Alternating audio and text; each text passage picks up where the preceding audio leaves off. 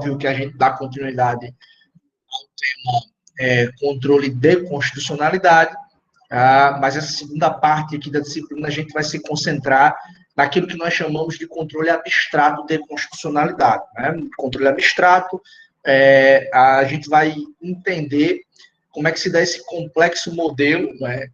Aqui no Brasil a gente já viu a ideia do controle difuso, e agora a gente vai tentar observar um pouquinho alguns aspectos relacionados ao controle abstrato de constitucionalidade. Tá? Eu vou fazer uma projeção para vocês aqui, e a gente vai começar a fazer algumas anotações, a gente vai começar a ter aqui algumas conversas interessantes e importantes sobre o assunto. Tá? Então, vocês já conseguem ver aí na tela, né? Isso inicialmente é um fundamento constitucional, mas eu vou deixar para falar sobre ele já já, mas eu quero que vocês se atenham aqui, ó, ao título. Tá? A gente começa a discutir hoje o chamado controle abstrato, controle concentrado, ou aqui também chamado pela via principal. Tá? Se lá atrás, pessoal, a gente aprendeu a diferenciar, né? Dizer, olha, o controle ele é difuso, ele é concreto, ele é incidental, a partir da lógica de que ele é feito por qualquer juiz ou tribunal, diante de um caso concreto. E o caso concreto é o objeto principal da demanda, e incidentalmente aparece alguma questão de inconstitucionalidade.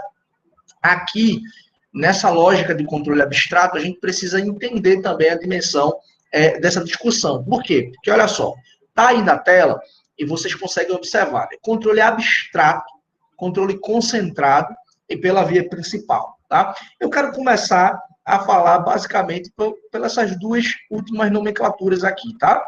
Controle concentrado e pela via principal. Vamos só rememorar isso aqui rapidamente. Por que a gente está falando aqui de um controle concentrado? Porque, olha só, diferentemente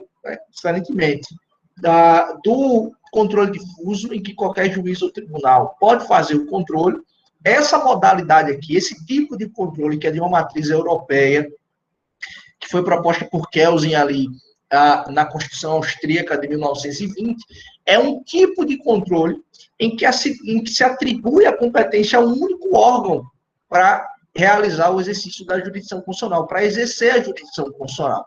Por isso que se diz que é controle concentrado. Ele é concentrado quando? Quando um único órgão tem a competência para fazer o controle. Né?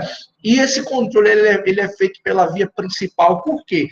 Porque quando você propõe uma ação, imagine vocês, alguém propõe um ADIM no Supremo Tribunal Federal. Quando essa ADIM é proposta, o que você está querendo que o Supremo analise é basicamente o seguinte, é que o Supremo diga se aquela lei ela é compatível ou não com a Constituição. Veja, esse controle pela via principal, e também chamado de controle abstrato, é porque você, na verdade, leva para o Supremo Tribunal Federal a análise de uma determinada ação direta de inconstitucionalidade, por exemplo, mas você não está submetendo à apreciação do Supremo um caso concreto. Não existe um autor e um réu, não existe uma lide, não existe uma demanda. Quando você propõe um ADIM, você está dizendo o seguinte, Supremo, veja se essa lei do Estado de Pernambuco ela é compatível com a Constituição. É esse o objeto principal. A análise da compatibilidade daquela lei com a Constituição. Não se analisa ou não se busca aqui analisar um caso concreto, que o Supremo diga quem tem razão diante de uma lei, diante de um caso. Não tem nada disso. Esse controle que nós chamamos de controle abstrato, controle concentrado pela via principal, é um controle realizado pelo Supremo, com o parâmetro, obviamente, sendo a Constituição Federal. Né? O objeto principal da ação é a análise da constitucionalidade da lei ou do ato normativo, né? E essa análise é feita em abstrato. Não é um caso concreto que é submetido à apreciação do Supremo, é só o Supremo analisar se, teoricamente, né, aquela lei ou aquele ato normativo é ou não compatível com a Constituição. Óbvio que a gente precisa se ater a um detalhezinho aqui, tá, pessoal? Eu estou falando de um controle abstrato aqui e controle concentrado falando do Supremo Tribunal Federal, mas a gente precisa observar o seguinte detalhe. Os tribunais de justiça, né, no âmbito dos estados, obviamente, eles também funcionam como cortes constitucionais estaduais, fazendo o controle em relação à Constituição estadual. Né? Lembre-se do que a gente discutiu há um ano, quando falamos da disciplina lá de Direito Constitucional 2, organização do Estado, falamos sobre federação e etc. E dentro de uma lógica de federação, há espaços que são, né, ocupados pelos entes subnacionais, pelos estados e pelos municípios, e especificamente em relação aos estados, existem constituições estaduais. Então, o Tribunal de Justiça do Estado, ele pode fazer controle de constitucionalidade se uma lei municipal, uma lei estadual viola a Constituição do Estado. Né? Então, aquilo que o Supremo faz em relação à Constituição Federal, o Tribunal de Justiça do Estado ele pode fazer em relação à Constituição do Estado.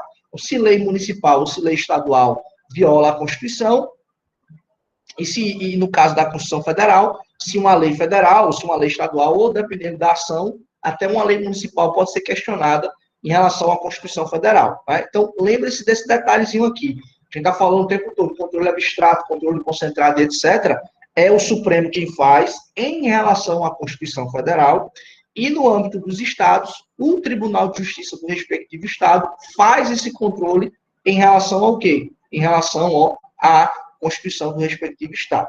Tranquilo? E aí a gente precisa observar basicamente o seguinte, olha só, deixa eu só botar uma tela em branco aqui, só para eu mostrar para vocês aqui um panorama geral, tá? Sobre o tema. Olha só, no Brasil, o que é que basicamente a gente tem? Né? Dentro dessa ideia do controle abstrato aqui, a gente tem algumas ações, né? A famosa ADIM, que é a ação direta de inconstitucionalidade, é a primeira ação que a gente vai estudar com riqueza de detalhes aqui. Tá? Basicamente, a gente vai gastar um bom tempo, umas 2, 3 aulas, discutindo a ADIM. Isso não significa dizer que a gente vá também gastar 2, 3 aulas com as outras ações em controle abstrato. Porque, basicamente, a ADIM, ela tem elementos que são iguais nas outras ações. Por exemplo, os legitimados, os efeitos das decisões. Né? O que muda aqui é um objeto, um outro detalhe. Então, quando a gente aprende o panorama geral sobre a ação direta de inconstitucionalidade, fica mais tranquilo da gente compreender, né, as demais ações. Então, vamos lá, vamos seguir aqui. A ADIM, quando é que a gente pode propor uma ADIM, uma ação direta de inconstitucionalidade? A ADIM ela pode ser proposta, pessoal, em face de uma lei estadual ou em face de uma lei federal, que viola a Constituição Federal. Tá? Então, eu posso propor uma ADIM em face de uma lei federal, uma lei aprovada ali pelo Congresso, tá? E também, eu posso propor contra uma lei estadual. Essa, majoritariamente, é a ação, né, que é mais utilizada no Brasil. Só que existe também a chamada ADC, que é a ação declaratória de constitucionalidade. Ela tem até uma lógica diferente, né, da ADIM. Porque na ADIM você está propondo uma ação direta de inconstitucionalidade. Você quer que o Supremo diga que aquela lei estadual, ou que aquela lei federal, que aquele ato normativo estadual ou federal é incompatível com a Constituição. No caso da ADC é o contrário. A gente vai ver no momento adequado quais são os requisitos para ser possível a propositura de uma ação declaratória de constitucionalidade. Só que aqui a lógica é a seguinte, você quer confirmar a constitucionalidade de uma lei. Você tem uma discussão sobre determinada legislação e você quer que o Supremo, de uma vez por todas, resolva a celeuma sobre o assunto e confirme se aquela lei é ou não constitucional. Então, há essa ação declaratória de constitucionalidade com esse intuito. Né? Só que o objeto da ação de uma ADC, ela é um pouco mais restrita. Né? A ADC, ela só pode ser proposta em face de uma lei, o quê? Federal. Né? Então, veja que a ADIM, ela pode ser proposta em face de uma lei federal, de uma lei estadual, mas a ADC, ela só pode ser proposta em face de uma lei, né, federal aqui. Então, o Supremo não pode ser provocado a confirmar a constitucionalidade de uma lei do Estado. Né? Se alguém quiser discutir a lei do Estado que propõe uma ação direta contra ela, uma ação direta de inconstitucionalidade.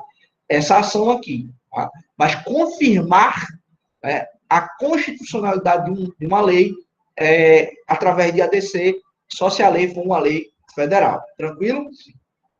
Você pode estar observando o que eu estou escrevendo agora, nesse panorama inicial aqui, e pode estar se perguntando, Helder, você falou há pouco que, em última medida, seria possível uma lei municipal ser questionada. Você pode ter uma lei do município de Olinda, uma lei do município de Recife, que eventualmente esteja, né, em desconformidade com a Constituição. Mas como é que se questiona isso? Você está mostrando aí na tela que uma ADIM só pode ser proposta contra uma lei federal, uma lei estadual, e uma ADC só pode ser proposta em face de uma lei federal. E onde é que entra a lei municipal aí? Né?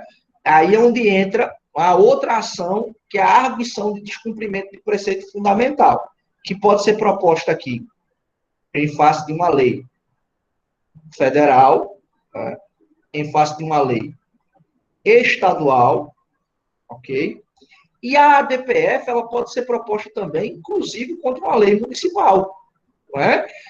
Você tem ali uma ação, a gente tem aqui à disposição uma ação, no caso a ADPF, que preenche uma lacuna, né, e preenche um espaço que não é ocupado por uma ADIM e por uma ADC. Porque você percebe aqui, ó, a ADIM contra a lei federal, lei estadual, a ADC contra a lei federal, a DPF contra a lei federal, estadual ou municipal. Isso significa dizer o seguinte, que o objeto da arguição de descumprimento de preceito fundamental, ela é um objeto mais amplo. Né? Eu tenho aí a possibilidade do ajuizamento da ação contra uma lei municipal.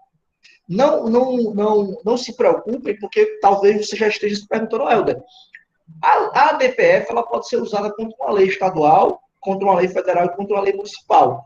Mas a ADIM contra uma lei estadual e uma lei federal. E a ADC em face de uma lei, né, federal. Quando é que eu vou saber os casos em que eu posso me valer de um ADC, eu posso me valer de um ADPF, ou eu poderia me valer de um ADIM?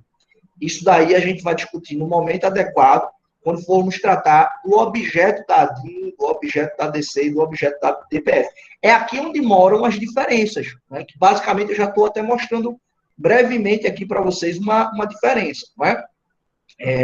O que a gente tem aqui é diferença de objeto, mas basicamente os legitimados são os mesmos. Quem pode propor um ADPF pode propor um ADC, pode propor um ADIM.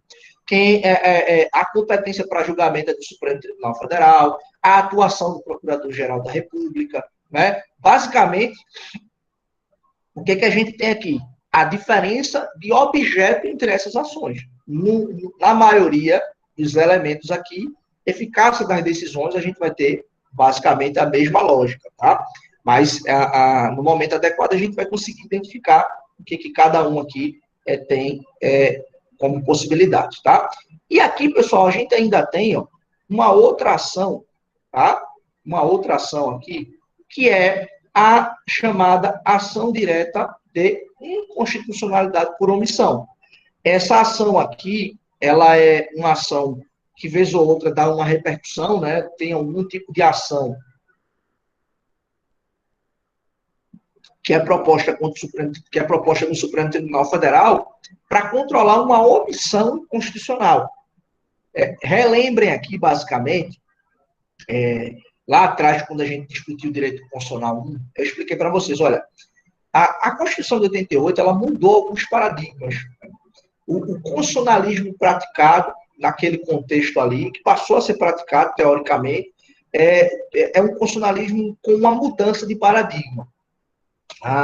Duas ações aqui foram criadas para controlar omissões inconstitucionais. Então, a gente não passa a dizer apenas que uma inconstitucionalidade, eu falei isso, inclusive, nas primeiras aulas da gente aqui, né? A gente passou a visualizar que uma inconstitucionalidade, ela não ocorre apenas diante de uma ação do poder público, mas uma omissão também pode gerar uma inconstitucionalidade. Às vezes, a Constituição determina que uma lei seja produzida para regulamentar determinada matéria. E se essa lei não for produzida, pode-se chegar a gerar uma inconstitucionalidade por omissão. Então, a gente tem aqui, pessoal, no final das contas, alguns elementos aqui que são importantes e que precisam, que a gente precisa levar em consideração a partir dessa perspectiva de destaque, né? De que uma omissão ela pode gerar uma inconstitucionalidade. Então, a gente tem aqui um instrumento, né, de competência do Supremo Tribunal Federal, que pode ser provocado a controlar uma omissão inconstitucional, que é exatamente a ADIO, dependendo de como você, né, vai chamar isso daqui. Mas a ADIM por omissão, a ação direta de inconstitucionalidade por omissão, é uma ação, né, que tem esse objetivo aqui, de controlar omissões, né, inconstitucionais. Então, uma omissão aqui vai ficar junto, tá, pessoal? Porque aqui na minha tela tem uma barra e eu não consigo baixar a linha aqui para escrever um pouco mais embaixo, tá? Omissão inconstitucional. Então, eventual inconstitucionalidade aqui, decorrente de uma omissão do legislativo em produzir a lei, decorrente de uma atuação do executivo em produzir uma política pública, a gente tem aqui, obviamente, a possibilidade de fazer o quê? A possibilidade de provocar a atuação do Supremo Tribunal Federal. Tá? O Supremo tem, nos últimos anos aí, aplicado uma técnica do estado de coisas inconstitucional, mas no momento adequado a gente vai discutir bastante esse tema. Tá? Então, a gente ainda tem, tá? Alguns autores falam aqui da chamada ADIM interventiva. Não sei se vocês vão se recordar, mas em algum momento eu falei, né, sobre essa ADIM interventiva aqui, que é uma ação proposta pelo Procurador-Geral da República, diante de uma violação a algum dos princípios sensíveis, etc. Essa ADIM proposta pelo PGR, se julgada procedente, pode gerar o quê? Pode gerar a intervenção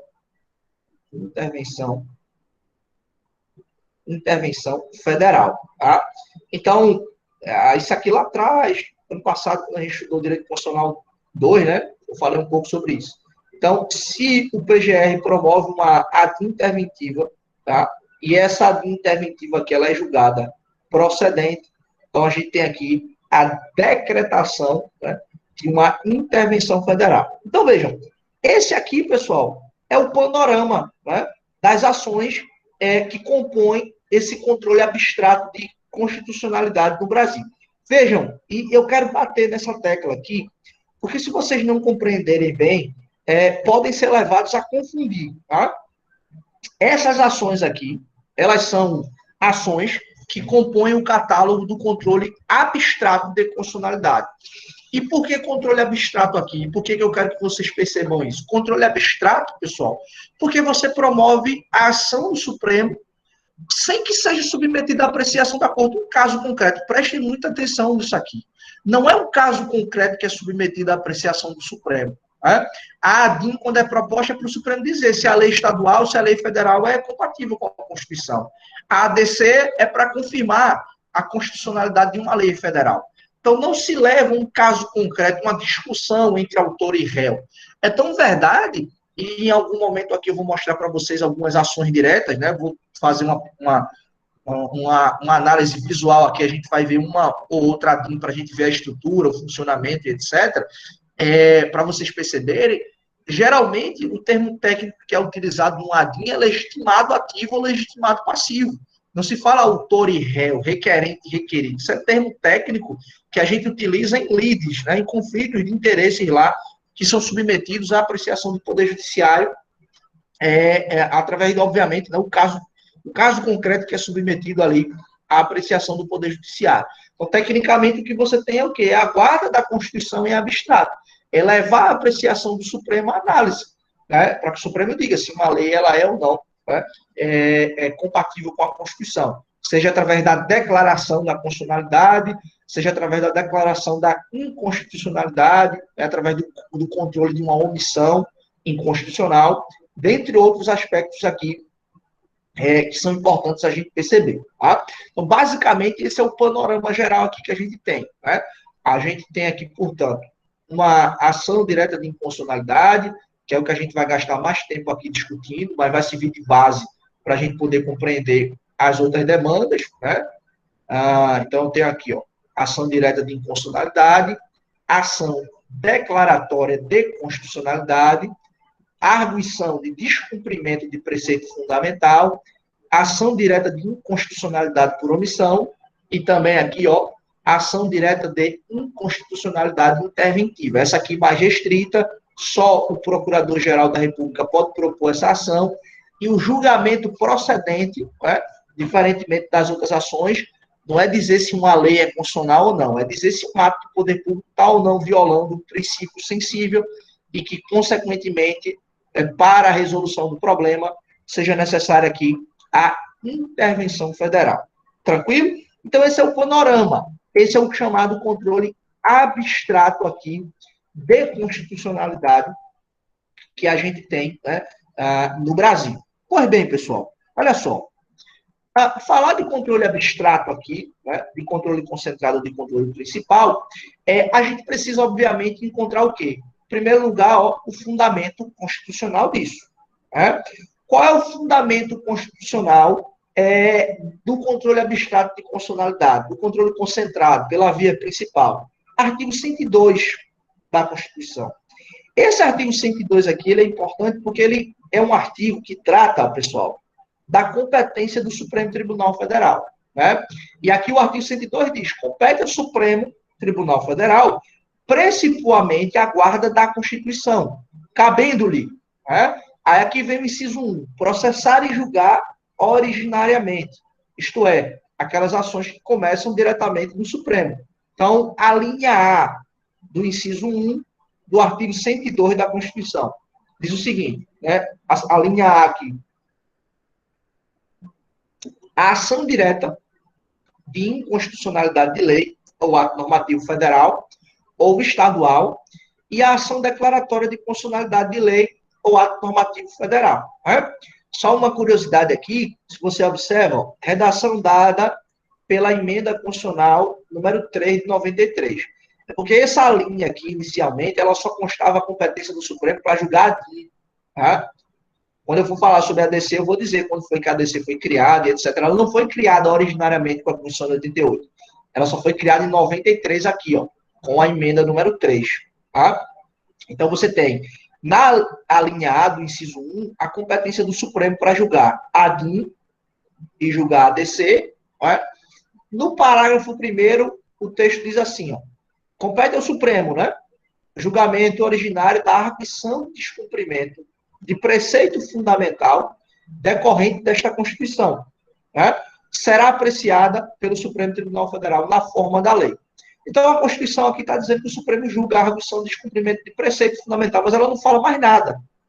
Ela só diz, ó, o Supremo julga aqui ação direta, né, de inconstitucionalidade contra a lei federal ou lei estadual e a ação declaratória em face de lei federal. E a arguição de descumprimento de preceito fundamental, ela não diz, né, o que se trata, quais são as hipóteses. Aí você pode estar se perguntando, mas tu acabou de dizer, Helder, que a ADPF é proposta em face de lei estadual, lei federal, lei municipal. Daqui a pouco eu mostro o fundamento disso, porque, ó, a Constituição diz assim, ó, nos termos da lei. Então, quem vai fundamentar e regulamentar aqui a atuação, não é, do Supremo julgando uma arguição de descumprimento de preceito fundamental é uma lei, não é? E aqui eu tenho o parágrafo 3º, né? Ó, quando o Supremo Tribunal Federal apreciar a inconstitucionalidade em tese de norma legal ou ato normativo, citará previamente o advogado-geral da União, que defenderá o ato ou o texto impugnado. E aí você tem mais algumas discussões aqui sobre o julgamento do controle abstrato aqui, né? Da DIN, da DC e da DPF. Olha só, eu vou mostrar para vocês aqui questões importantes sobre o tema. Tá? Em primeiro lugar, vou fazer até a projeção aqui, não vou só falar não, vou fazer a projeção que é da lei 9868, né, de 99, que é a lei que regulamenta o julgamento da ação direta e da ação declaratória, tá? Deixa eu fazer a projeção para vocês aqui, ó.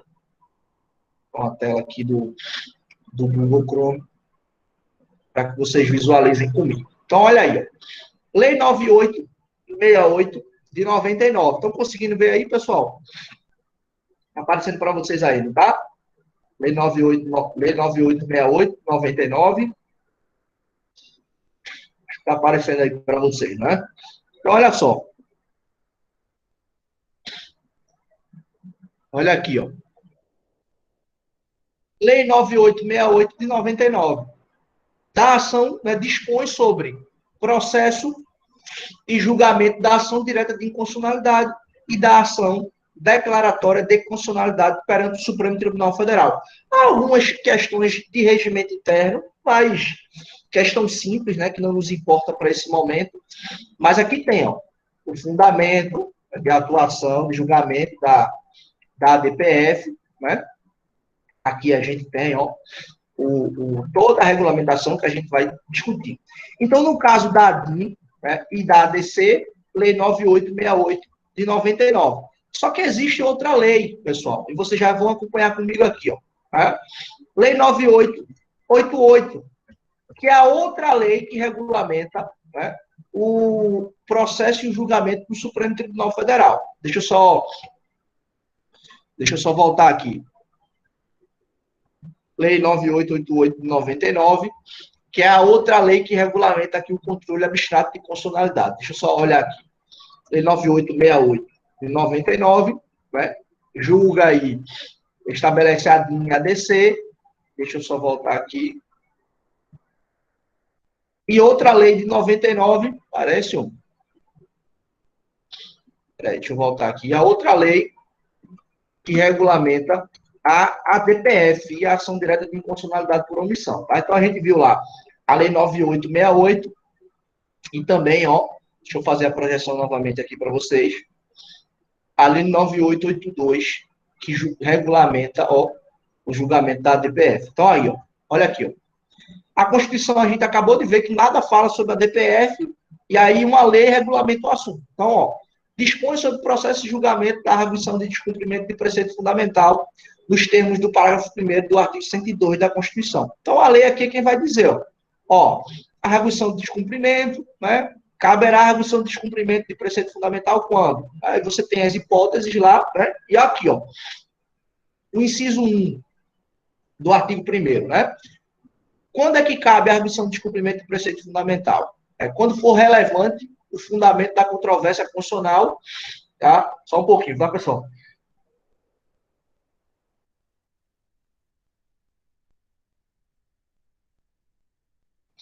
Meu gripado aqui, não sei o que tá, tem uma poeira. Mas olha só, no inciso 1 ele diz, ó, quando é que cabe a DPF? Quando for relevante o fundamento da controvérsia constitucional sobre lei ou ato normativo federal, estadual ou municipal, incluindo os anteriores à Constituição, ou seja, há um rol amplíssimo, né?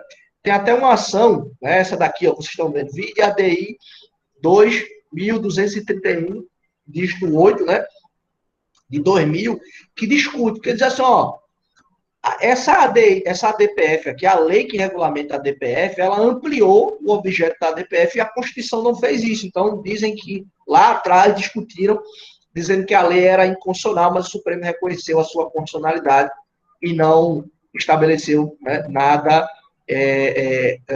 incompatível aqui com a Constituição, óbvio, né?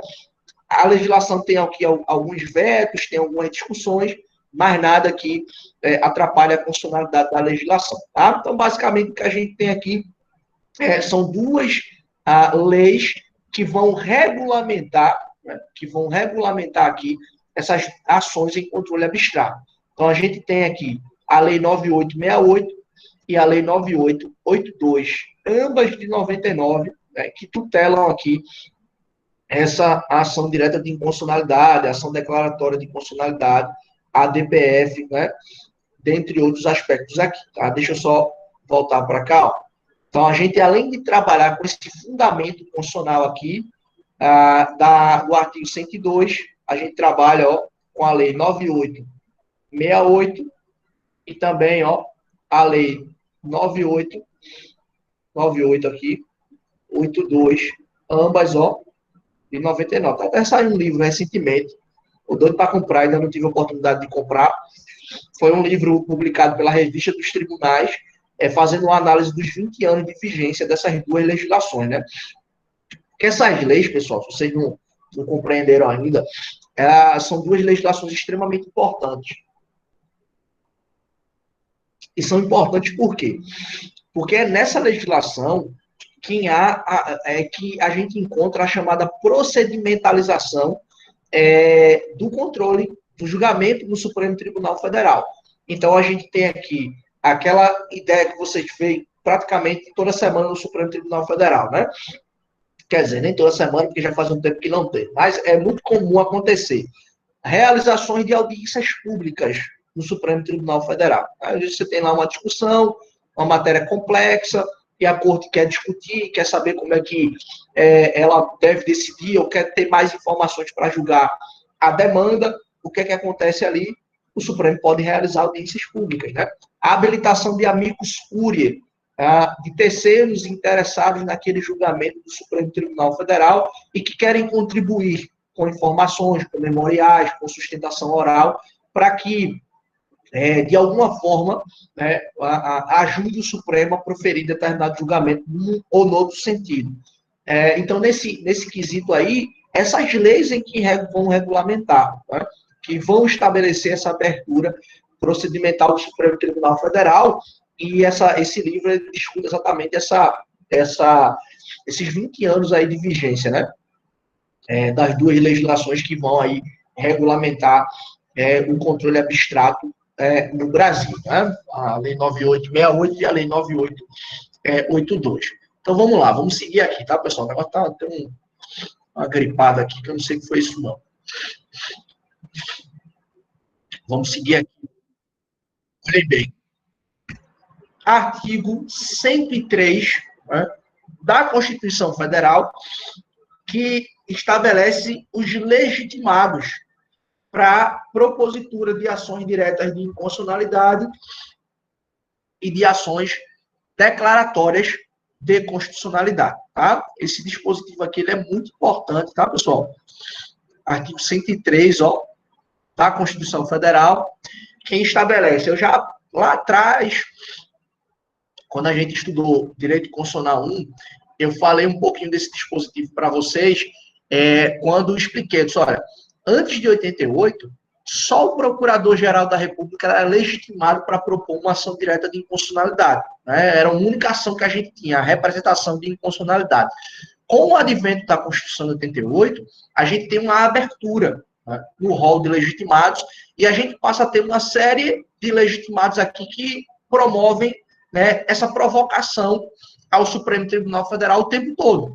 Então, você vê aí que é uma abertura realmente muito interessante, né? Uma abertura que promoveu aí aquilo que é até título de um livro do ministro Gilberto Barroso, né? A chamada judicialização da vida. Se vocês observam aí no artigo 103, ó, tem todo tipo de legitimado aqui, né? Presidente, mesa do Senado, mesa da Câmara, mesa da Assembleia Legislativa, governador de Estado, Procurador-Geral da República, Conselho Federal da OAB, partido político com representação no Congresso Nacional, confederação sindical, entidade de classe de âmbito nacional. Então, você tem aqui uma infinidade de temas que podem ser levados ao Supremo Tribunal Federal, porque o rol de legitimados ele é amplíssimo, né? Repito, esse rol aqui não existe precedentes na história constitucional do Brasil. É um rol, né, de legitimados, que é uma novidade da Constituição de 88. As constituições anteriores, né, quando tinha representação de inconstitucionalidade, atribuía apenas ao procurador, cadê ele aqui? Ao Procurador-Geral da República. Então, veja que diferença, né? De um legitimado apenas, a gente tem esse rol aqui, essa abertura, que promove essa possibilidade aqui de amplos debates no âmbito do Supremo Tribunal Federal. Só que vejam bem, aqui, pessoal, a gente começa a encontrar alguns problemas. Tá? Se você percebe aí a leitura atenta do artigo 103, você vai identificar basicamente o seguinte, olha, podem propor a ação direta de inconstitucionalidade e a ação declaratória de constitucionalidade. Então, a Constituição, no caput do artigo 103, diz quais são e enumera aqui, ó, ao longo desses 9 incisos, quais são os legitimados. Né? Quem pode e quem não pode propor aqui as ações diretas, as ações declaratórias, a ADPF, porque, veja, outra questão da lei, né? O caput diz assim, podem propor ação direta e ação declaratória, mas ela não fala da ADPF. Mas a lei que eu mostrei para vocês agora há pouco, né, a Lei 9882, que regulamenta a ADPF, ela diz que os legitimados para a propositura da ADPF são os mesmos para a propositura, né, de ação direta de inconstitucionalidade e de ação declaratória.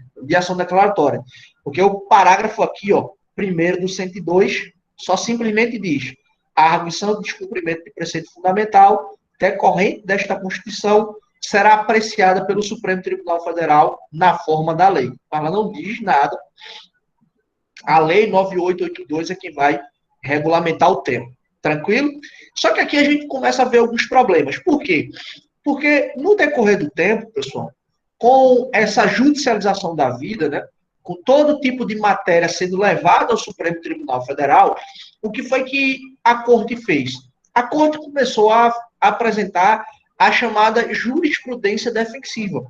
Ela começou a impor uma série de requisitos para que esses legitimados pudessem propor uma ação direta de inconstitucionalidade.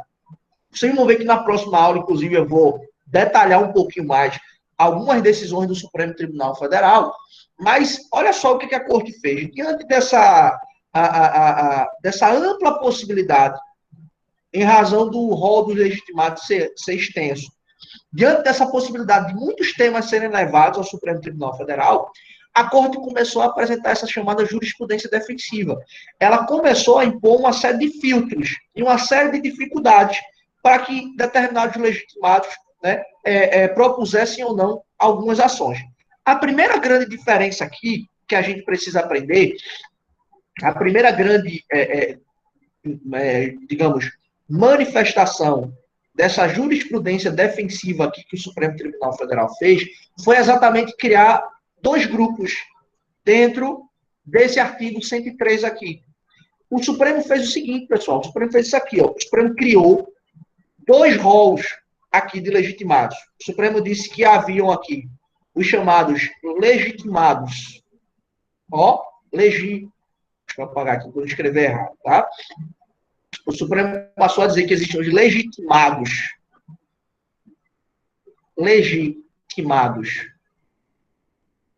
universais, legitimados aqui, universais, tá? E os chamados legitimados, acho que vai dar aqui na mesma página, legitimados especiais. Então, o Supremo Tribunal Federal fez essa diferença. O que foi que aconteceu aqui? Esse recorte que a Corte fez de estabelecer, olha, dentro do artigo 102, existem os chamados legitimados universais e existem os chamados legitimados, né, especiais. O que é isso aqui? Que eu quero que você preste atenção. O Supremo diz o seguinte, olha, dentro desse artigo 103 aqui, que vocês estão vendo, né, dentro desse artigo 103 aqui, que a gente está observando, existem aqueles que podem impugnar ou podem propor ações no controle abstrato sobre qualquer matéria. Esses seriam os legitimados universais. E os legitimados especiais são aqueles que só podem propor determinadas ações se demonstrarem a chamada pertinência temática. E aí, nesse sentido, né, a pertinência temática ela deveria ser demonstrada na ação. É basicamente dizer o seguinte, vamos ilustrar aqui. Imaginem vocês, o governador do estado de Pernambuco quer impugnar uma lei do estado de São Paulo. Está vendo aqui que o governador é um legitimado, né? Governador do estado do DF. Ele pode propor uma ação direta. Agora, segundo a jurisprudência do Supremo Tribunal Federal, o governador é um legitimado especial. E por ser um legitimado especial, ele precisa demonstrar pertinência temática, o grau de vinculação ou o grau de proximidade, né, que ele tem com aquela legislação. Ou ainda, ele teria que demonstrar qual é a capacidade que essa legislação do Estado de São Paulo teria de influenciar no Estado de Pernambuco. Porque se ele não demonstra essa pertinência temática, né, com aquela legislação que ele está impugnando, ele não pode propor ação. Então, veja que o Supremo fez o quê? O Supremo fez uma diferença aqui, criou legitimados especiais e legitimados universais, criou essas duas legislações, esses dois grupos aqui, e impôs uma série de requisitos e disse, olha, os legitimados universais podem impugnar qualquer matéria, mas os legitimados especiais aqui, eles precisam de quê? Eles precisam demonstrar a chamada pertinência, tá? Eles precisam demonstrar a chamada, ó, pertinência, aqui, ó, pertinência temática. Eles precisam demonstrar a chamada pertinência temática. Ou seja, que eles têm algum tipo de vinculação com aquela legislação. Do contrário, não poderão, né, propor aquela demanda. A consequência será o Supremo Tribunal Federal não conhecer da ação e dizer, olha, você não tem pertinência temática e aí, consequentemente, não vai ter a sua ação julgada. Só uma curiosidade, tá, pessoal? Quando eu fiz a OAB, eu fiz o 16º exame. Foi no primeiro semestre de 2015, março e maio. Primeira fase em março, segunda fase em maio. Obviamente, eu fiz a segunda fase em constitucional e a peça da minha ação, vou até ver se eu trago ela aqui para vocês em algum momento. A peça era uma ação direta de inconstitucionalidade proposta por um governador do estado. Então, eu tive, obviamente, que dentro da minha petição, abrir um tópico lá, da pertinência temática, e mostrar, segundo a jurisprudência do Supremo Tribunal Federal, o governador do estado é legitimado especial, razão pela qual há necessidade de demonstrar a pertinência temática. E mostrei, né? Era uma lei de um estado lá que tinha implicações diretas, né, no estado, poderia até ser uma lei federal também, porque não é uma lei federal que tem repercussões diretas aqui no estado de Pernambuco, né, ou no estado fictício lá da questão, e aí, consequentemente, haveria necessidade de demonstrar a pertinência temática, o que estaria comprovado a partir da atuação do governador, e que aquela lei iria influenciar na arrecadação do Estado, e etc. e tal. Então, essa ideia aqui, ela não é uma ideia simplesmente abstrata, né? Porque, do ponto de vista prático, o Supremo exige que tenha um tópico na petição inicial da ação direta, dizendo da pertinência temática, e aquele legitimado precisa demonstrar, né, a sua pertinência com aquela discussão. Então, esse aqui é um tópico muito interessante para você perceber, porque, do ponto de vista prático, tem repercussões, né? Então, olha só. Quem são, portanto, esses legitimados universais aqui, segundo a jurisprudência do Supremo? Então, ó, o presidente, ele pode propor ações contra qualquer matéria, né? O procurador-geral da República, qualquer legislação, não precisa demonstrar pertinência temática, né? O Conselho Federal da Ordem dos Advogados do Brasil também, ó, pode propor aqui, tá? As mesas, ó, da Câmara dos Deputados, do Senado Federal, né, podem propor aqui ações diretas de inconstitucionalidade contra qualquer tipo de matéria, tá? Então, basicamente, aqui ficaria da seguinte forma, só para ficar coloridinho aí, de repente você organizar melhor na sua leitura. Então, ó, de vermelho aqui, legitimados universais. Presidente da República, né? Mesa do Senado Federal, mesa da Câmara dos Deputados, né? Procurador-Geral aqui da República, né? E também, ó, o Conselho Federal da Ordem dos Advogados do Brasil. Podem propor ações contra qualquer matéria. Agora, os legitimados especiais, aqueles que precisam demonstrar pertinência temática. Então, eu tenho aqui, ó, de azul, mesa da Assembleia Legislativa ou da Câmara Legislativa do DF, né? O governador aqui do Estado, o partido político com representação no Congresso Nacional e a confederação sindical ou entidade de classe em âmbito nacional. Então, de vermelho, legitimados universais, de azul, legitimados especiais. Como é que isso ficaria aqui, então, nessas anotações aqui que a gente está fazendo? Basicamente, a gente teria aqui, ó, tá? O partido, vai ficar diferente lá a cor. Partido político com representação, tá? Partido político com representação no Congresso Nacional. Então, o partido político aqui, eu vou colocar 3 pontinhos, porque é partido político com representação no Congresso Nacional, tá? A mesa aqui da Assembleia, mesa da Assembleia, ou da Câmara Distrital, né? Câmara do Distrito Federal, da Câmara Legislativa lá. Aqui a gente tem também, ó, o governador, aqui a gente tem também o governador, tem que demonstrar pertinência temática, e aqui a gente tem, ó, entidade de classe em âmbito nacional, né, conforme vocês veem lá no texto, entidade de classe em âmbito nacional, né, ou confederação aqui também, ó. Você vai ver lá que confederação sindical também tem legitimidade, tá? Vou só colocar aqui para ficar anotadinho, tá? Então, confederação aqui confederação, ó, sindical também, tá? Então, devido à alta demanda, ao alto grau de judicialização, o Supremo Tribunal Federal impôs essa diferença aqui e passou a dizer, olha, existem os chamados legitimados especiais e existem os chamados legitimados universais. Os legitimados universais de vermelho podem propor ações contra qualquer matéria, né? E os legitimados especiais precisam demonstrar pertinência temática. O grau de vinculação, a ligação que existe com aquela matéria que o legitimado está querendo, né, impugnar. Vejam vocês, uma entidade de classe em âmbito nacional,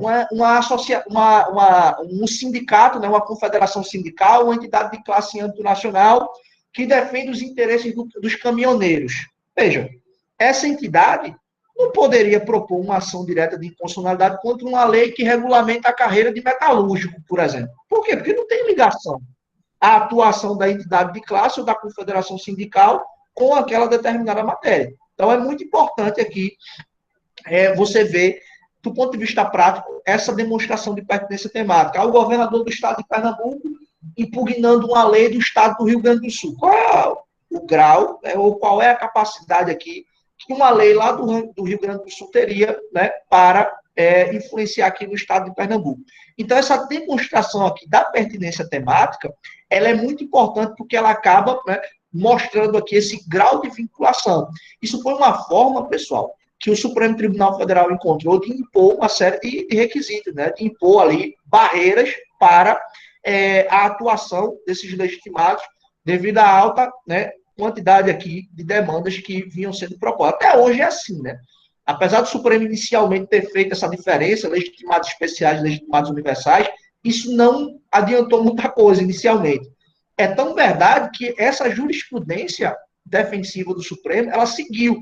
Existem outros elementos, outras discussões aqui jurisprudenciais que a gente vai tratar, né?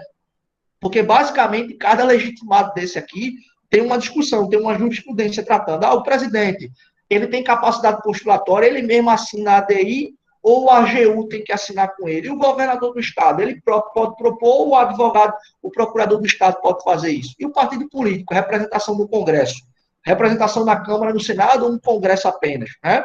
E essa confederação sindical, entidade de classe em âmbito nacional, o que é entidade de classe em âmbito nacional? Né? Tem que estar, a entidade de classe ela tem que estar em todos os estados, 5 estados, 10 estados. Né?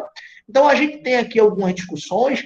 O Conselho Federal da Ordem dos Advogados do Brasil, quem é que assina? É o presidente? Algum advogado? Tem que ter um órgão dentro da OAB específico para fazer isso. Né? E a mesa do Congresso Nacional, que a gente sabe que existe, pode ou não pode propor? Então, a gente tem aqui uma série de discussões dentro de cada legitimado que segue nessa trilha da jurisprudência defensiva do Supremo Tribunal Federal, quando, né, começou criando legitimados universais e legitimados especiais. Tá? Pessoal, pergunto, até aqui alguém tem alguma dúvida? Alguém tem alguma pergunta? Alguém tem algum questionamento?